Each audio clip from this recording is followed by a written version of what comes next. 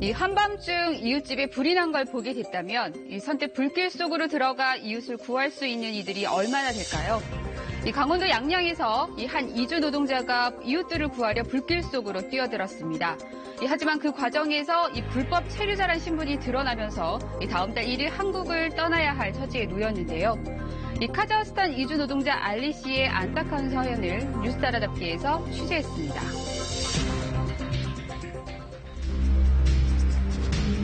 이 강원도 양양의 한 다세대 주택입니다. 이 카자흐스탄 출신의 노동자 28살 알리 씨가 살고 있는 곳인데요. 지난달 23일 밤 11시쯤 알리 씨는 집에 들어서다 이웃집에 불이 난 걸 발견했습니다. 여기서부터 연기 많이 나오고 있었어요. 다음은 문을 때려서. 이 불난 집 문을 두드렸지만 안에선 반응이 없었는데요. 이 복도는 금세 매캐한 연기로 가득 찼습니다.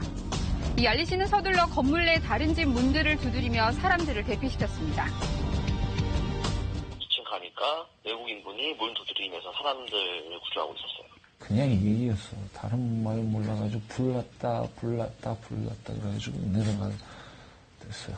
얘기 들었는 사람들은 나왔어요. 그렇게 10여 명의 주민들을 대피시킨 알리 씨.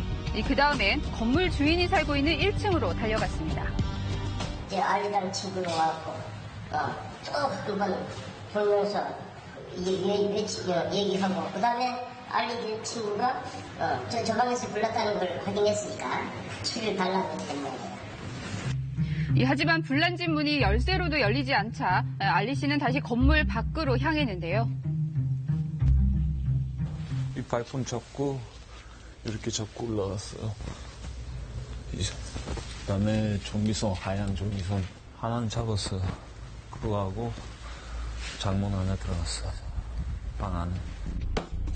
이 시뻘건 불길이 치솟는 상황에서 벽을 타고 건물로 들어간 알리 씨. 지켜본 이웃들은 놀라움을 금치 못했습니다. 가스 배관을 타고 젊은 사람이 올라갔다 내려갔다 한다 하길래 우리가 보고 당신 거지 거기다 타 죽을라 나와 막 소리를 질렀지요. 이 마지막 남은 이웃을 구하기 위해 또다시 불길 속으로 뛰어든 알리 씨. 어떻게 그럴 수 있었을까요? 내가 바깥에 있으면 불 안에 있는 사람 어떻게 하고 있어? 저는 그런 생각이 살라고 싶어서 가만히 있는 건 싫어. 잠시 뒤 119가 도착했고 불길은 1시간 만에 잡혔지만 결국 50대 여성 1명이 숨지고 2명이 다쳤습니다. 밤에 11시가 헐 넘었기 때문에 다 자는 시간이잖아요. 우리도 자다가 나갔으니까. 그러면은 옆에 방들이 불이 타들어와도 모르고 잘 거 아니에요?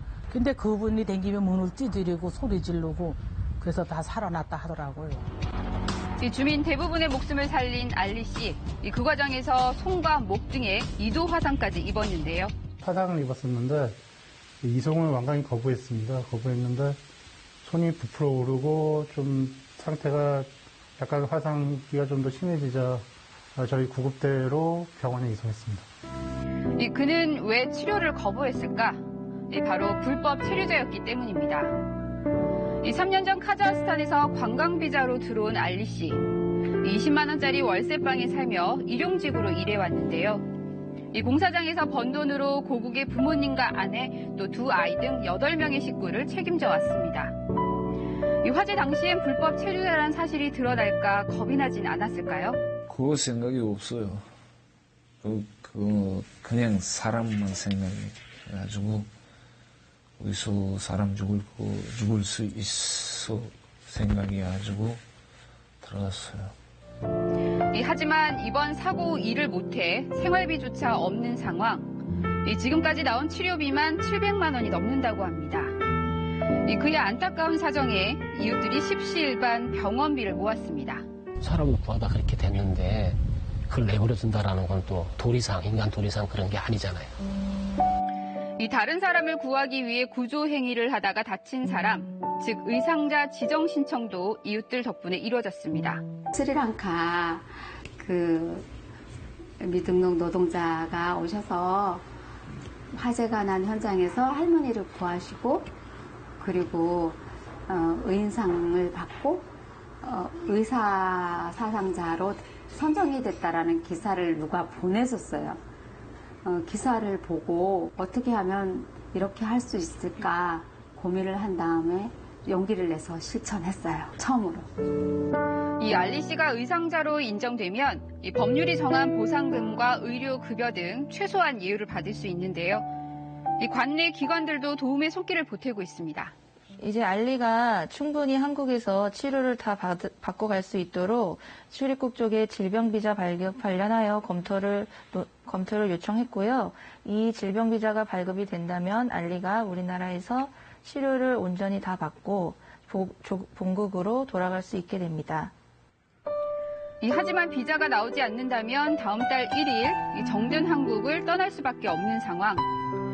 치료가 다 끝나지도 않았는데 출국해야 하는 현실이 알려지자 영주권을 주자는 청와대 청원까지 등장했습니다.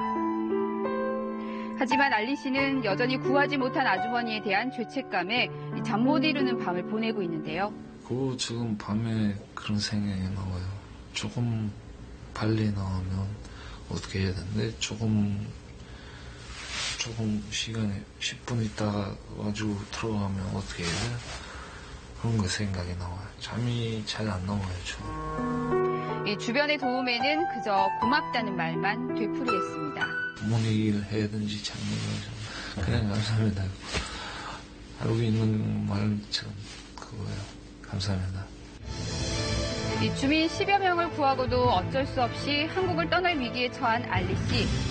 다행히 어제 법무부 출입국 관리사무소가 알리 씨의 체류 자격 변경 절차에 돌입한 것으로 알려지면서 희망이 생기고 있는데요. 좋은 소식이 들리기를 바랍니다.